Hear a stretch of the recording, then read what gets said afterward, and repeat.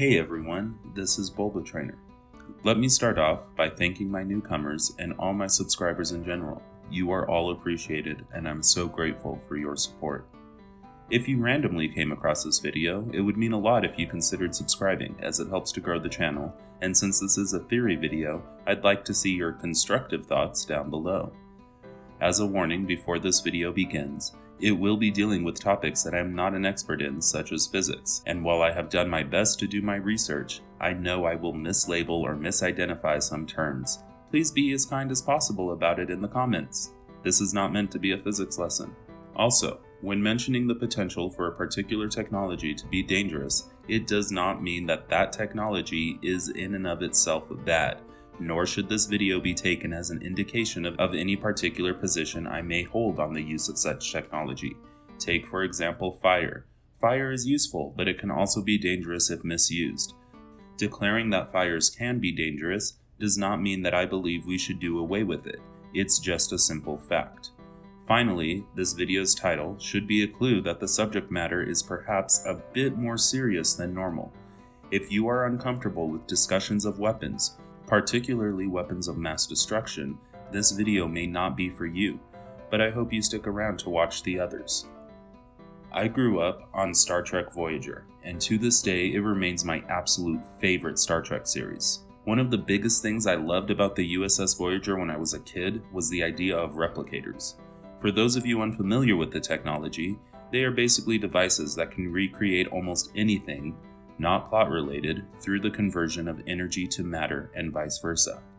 I'm not going to pretend that I'm at all an expert because I chose to major in history, not physics, but the basic principle that drives them is the idea of mass energy equivalence, which, when spelled out with pages of math, or one really famous equation, means that matter and energy are basically two sides of the same coin.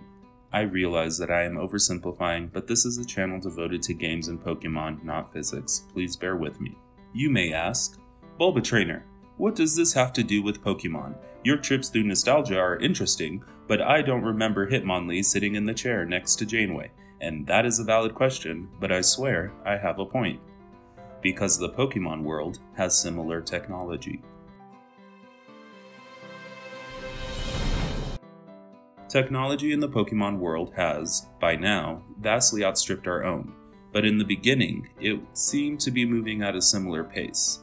There were phones in the first gen, but they didn't go mobile until Gen 2, and even then they could just be seen as simple cell phones, because the added functionality wasn't anything too amazing.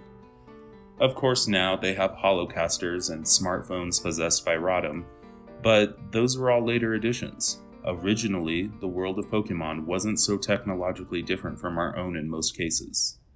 Except the Poké Ball. Now, I'll grant that the Poké Ball is still somewhat mysterious, and we don't know what's going on inside of it. Expect a video in the future. But one thing that is obvious is that Pokemon do not enter the ball as solid matter. The Poké Ball is as small as a ping pong ball when shrunk, and only about the size of a baseball when expanded. Has an awesome sound effect. Very few Pokemon would actually fit into one. Not to mention there's a supposed environment for the Pokemon inside, but when you see an open Pokeball, it's just a series of mirrors, so we know there's something more going on underneath. That something is matter to energy conversion. You can see it most clearly in the anime, though later games display it pretty well too. The Pokemon is energy when in the Pokeball. It never has a solid form. When it comes out, you see that it is energy before being shaped into the Pokemon, just as you see the Pokemon become energy when returning. Other awesome sound effect. This has been the case in universe for at the very least centuries, with the anime episodes Just Waiting on a Friend and A Ship Full of Shivers, showing the same effect without any additional caveats. I realize there are chronologically older depictions of items similar to Pokeballs in other episodes and the movies, but each one has a sort of fine print to be aware of, such as the dialogue of the episode Ancient Puzzle of Pokemopolis, indicating that the items were summoning Gengar, Alakazam, and Jigglypuff from a so-called shadow world, rather than actually containing the energies of the Pokemon themselves, though this could have been just my confusion or a translation error. That's another video though. At the very least, we know that for several hundred years, humans have been able to convert Pokemon into energy in order to store them and then send them out again as good as new on a whim. This is significant. In the real world, we have theories that explain the relation between matter and energy, but are a far cry from being able to convert your cat or dog into red light for transport and then safely reconstitute them again. Imagine the ease of vacations, though. However, we have and continue to convert mass into energy in nuclear reactions. Granted, the amount of energy taken from those reactions is a small fraction of the total mass, but the effect is there, and it can be devastating. Converting mass into energy releases, energy, and a lot of it too. That's why we use nuclear reactors for electricity. It's always more than enough to surprise me. For example, the largest nuclear weapon ever detonated, the Tsar Bomba, was horrifying in its scale, but it really only converted about 2.3 kilograms, or 5 pounds of its mass into energy. 5 pounds. Go to the store, find a 5-pound bag of sugar, and that converted to energy would have been as big as this. What about the opposite, though? Well, there are some early experiments that are using powerful lasers to convert energy into matter using complex processes that a simple history/Pokemon nerd like myself will never fully grasp. It's still in the early stages, though.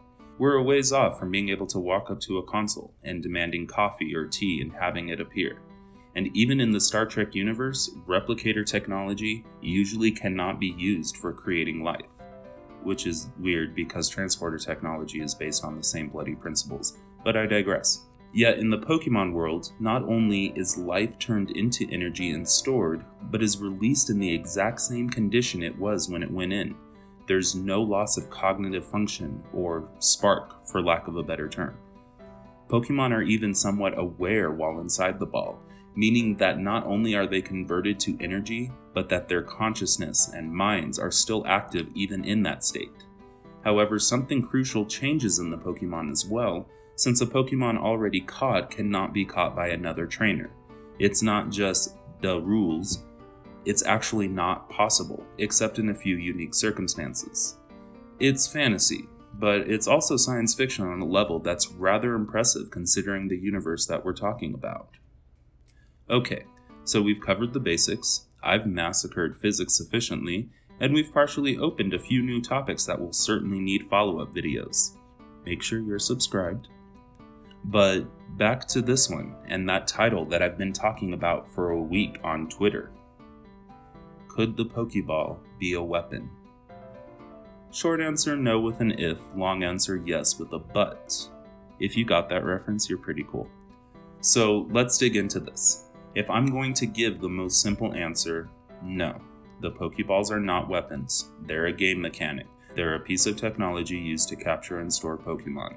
If you're going to limit your imagination and definition to Pokeballs as they've existed since the beginning of the series. But that's so boring. You didn't click on this video to find out the short, boring answer. The long answer is that in our world, technology is frequently, but not always, conceived of or funded with or for application in the military, but then are used by the general public for non-military things. Duct tape and GPS are two examples. Regardless of whether or not the Pokemon world had recently come out of a war at the start of the series, the type of technology that the Pokeball uses, with modification, could and would have military applications. Also, regardless of whether or not a war has recently taken place in universe, there are militaries, and wars have certainly been fought in the past, indicating the humans of the Pokemon world are more than capable of martial organization. Is Lieutenant Surge actually from America, or can we just call that a translation error? Doesn't matter, he's still a lieutenant in most languages. Did Team Rocket invent tanks and bazookas? Hardly seems likely. Even without a formal military for any region, there are still groups of people who form martial-like organizations with a hierarchy of ranks and clear goals for region or world domination, occasionally with the idea of bettering humanity along the way, which is painfully familiar to someone raised in the United States. A technology of the magnitude that we're talking about isn't going to be ignored as a potential for militaristic gain, and the potential is certainly there. Remember, 5 pounds of matter converted to energy made the largest nuclear weapon that our world has ever seen detonated. If scientists in the Pokemon world have found a way to safely convert matter and energy back and forth on a whim, they certainly would have discovered the less safe approach that some of our own technology utilizes, even if it was by accident. The Pokeball as it exists in universe today might not be able to affect humans, but we've certainly seen it affect inanimate objects. Fun fact, while researching for this video, I found out that the reason items in the games frequently come in the icon of a Pokeball is because they're canonically in a bloody Pokeball. I always just thought it was tradition from the days when they didn't have that many graphics assets to work with. 2 decades, and I'm still learning. But it only serves to further prove my point. Items can be captured in Pokeballs, which means that they can just as easily be converted to energy and back again. Even without that blip in my knowledge about items in-game, Farfetch'd have their onions with them, the Conkeldurr family has its items, the Cubone family has its skulls, and so on.